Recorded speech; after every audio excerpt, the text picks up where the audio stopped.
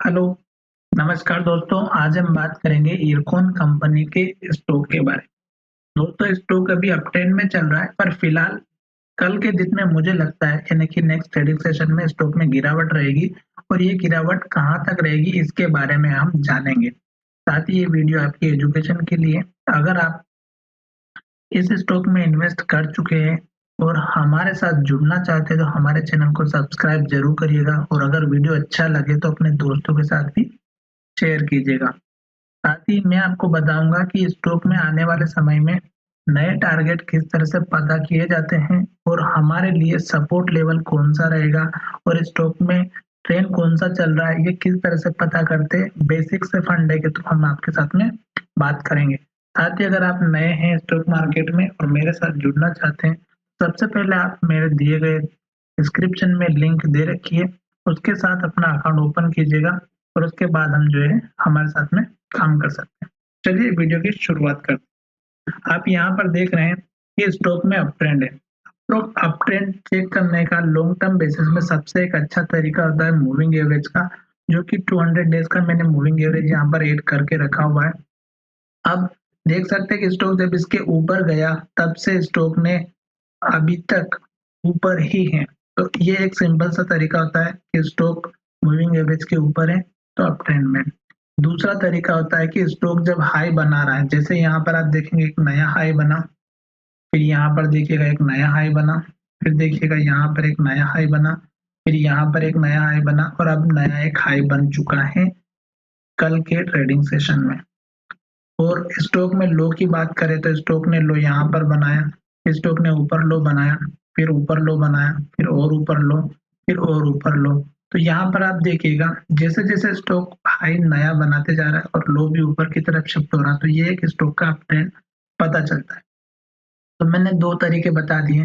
अब मैं आपको बताऊंगा कि कल स्टॉक में गिरावट क्यों रहेगी और ये गिरावट रहेगी तो कहाँ तक स्टॉक का गिरने की पॉसिबिलिटी है, वो मैं आपके साथ शेयर करने वाला हूँ।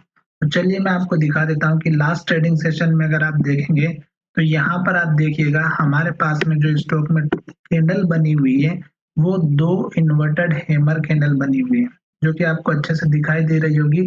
और इन्वर्टेड हैमर जब भी टॉप पर बनती हैं और नेक्स्ट ट्रेडिंग सेशन में उसका लो ब्रेक होता है तो स्टॉक में गिरावट आती है। तो ये गिरावट कहाँ तक रहेगी उसकी हम चर्चा करेंगे, ठीक है। तो यहाँ पर आप देख सकते हैं, मैं दो तीन एग्जांपल के थ्रू दिखा देता हूँ। यहाँ पर आप देखिएगा इन्वर्टेड हैमर यहाँ पर बनी और इसके हाई को ब्रेक नहीं किया और स्टॉक ने गिरावट की तरफ यहाँ तक जो है स्टॉक ने लो बनाया। सेम ऐसे ही यहाँ पर भी अगर आप देखेंगे तो इन्वर्टेड हैमर बना, लो की तरफ आया और स्टॉक ने ये जो पिछला लो था वहां तक इसने गिरावट दी। फिर आप देखिएगा यहाँ पर इन्वर्टेड हैमर बनी, जो कि यहाँ पर आप देखेंगे तो वही लो का ब्रेकआउट हुआ और पिछला जो लो बना था इस कैंडल के लो के यहाँ तक स्टॉक ने गिरावट दी, ठीक है। तो इस तरह से ये इन्वर्टेड हैमर काम करती है। साथ ही अब हम जानेंगे कि इसका रीजन क्या है।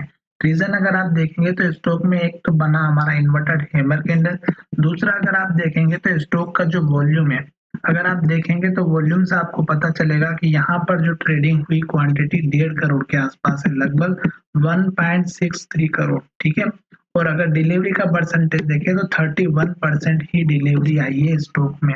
निफ्टी बहुत ही बुलिश थी, उसके बावजूद भी स्टॉक में बहुत कम की डिलीवरी आई है और स्टॉक अपने हाई पर था। तो ये उसके रीजंस हो गए। अगर आप हिस्टोरिकल डेटा में जाकर के चेक करेंगे तो यहाँ पर भी आपको वॉल्यूम दिखाई देगा कि वॉल्यूम कितना कम आया है, उसके बाद डिलीवरी और भी कम आई है। अगर आप देखेंगे तो 1.63 दो की 2 दिन के कंपैरिजन में देखेंगे तो 1.63 डिलीवरी वॉल्यूम ट्रेड हुआ और उसमें से भी मात्र 33% 31% का जो स्टॉक में जो है डिलीवरी लिया गया है। तो ये 2 से 3 कारण हो गए। अब हम देख लेते हैं कि स्टॉक में जब गिरावट होगी तो नेक्स्ट सपोर्ट लेवल कौन सा रहेगा, ठीक है। तो अगर आपको देखना है तो जो पिछला हमारा हाई बना हुआ है, आपको अच्छे से सुनना है, जो पिछला हमारा हाई बना हुआ है उस हाई के पास का आपका सपोर्ट लेवल रहेगा, ठीक है। तो मैं आपको यहाँ पे मार्क कर देता हूँ, इन्वेस्टिंग की वेबसाइट मैंने यूज की हुई है। और जो पिछला हाई है हमारा, यहाँ पर आप देख सकते हैं इस कैंडल के हाई के आसपास का, ये आपका यहाँ पर पहले सपोर्ट बना हुआ था और यहाँ पर ये हाई बना था, ये फिर हाई बना था और यहाँ पर सपोर्ट बना।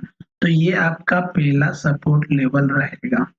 और उसके पहले अगर आप देखेंगे तो और छोटा लेवल चाहिए, तो इसी कैंडल के लो का आपको स्टॉप लॉस रखना है। अगर जो आपने कल बाइंग करके रखी हुई है तो इस कैंडल का लो भी आपका स्टॉप लॉस का काम करेगा, जो लगभग हमारा 193.30 का है। ठीक है, तो 193 और उसके बाद उसके पास का लेवल देखेंगे तो आपका रहेगा 190.85 का। ठीक है, यानी कि 191 के आसपास का।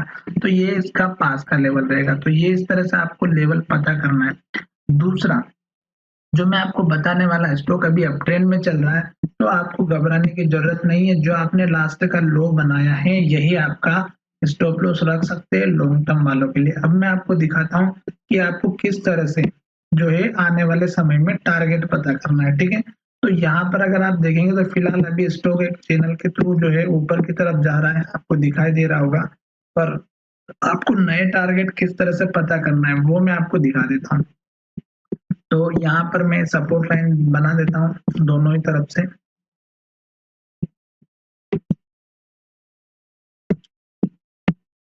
तो ये सपोर्ट लाइन मैंने आपके लिए बना दी है, जो कि स्टॉक इस चैनल के अंदर वर्क कर रहा है। ठीक है, अब यही चीज अगर मैं आपको एक दो जगह और दिखाऊं तो आपको समझ में आ जाएगा कि स्टॉक जो है ये सपोर्ट लाइन किस तरह से काम करती है। ठीक है, तो ये सपोर्ट लाइन मैंने आपके लिए यहाँ पर भी बना दी है।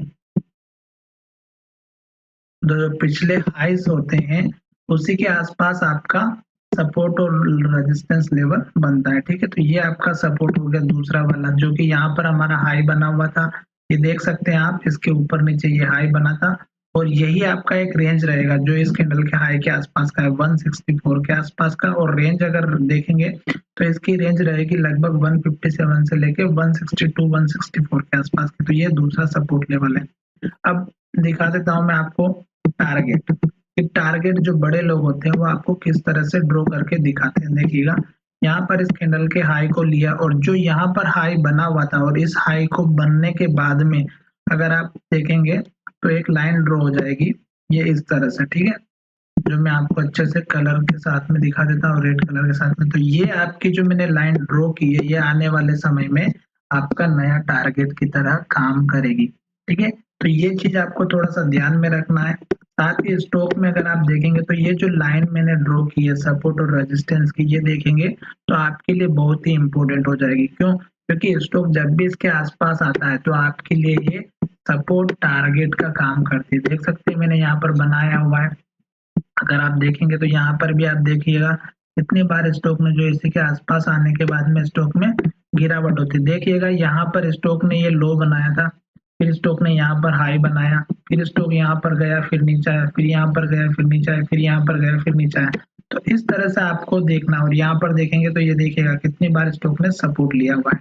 तो इस तरह से आपको जो है नए टारगेट खुद से पता करना है, किसी के भरोसे नहीं रहना है। और अगर हमारा चैनल अगर आपको अच्छा लगा हो तो चैनल को जरूर सब्सक्राइब कीजिएगा और दोस्तों के साथ शेयर करना बिल्कुल भी ना भूले। और ये देखिएगा किस तरह से यहाँ पर एक ही सपोर्ट पर जो है लो पर जो स्टॉक ने बार बार सपोर्ट लिया। और कल स्टॉक में गिरावट रहेगी और ये गिरावट तब होगी दोस्तों जब स्टॉक में सेल ऑर्डर ज्यादा रहेगा और स्टॉक में बाय ऑर्डर कम रहेंगे। साथ ही जब लो ब्रेकआउट होगा तभी 193.30 का लो है, जैसे ये ब्रेकआउट होता है तो मैंने आपको ये रेंज बता दी है जो कि सपोर्ट के आसपास का ये आपका लेवल रहेगा। चलिए, वीडियो अच्छा लगा तो चैनल को जरूर सब्सक्राइब किया और दोस्तों के साथ शेयर करना बिल्कुल ना भूलिए।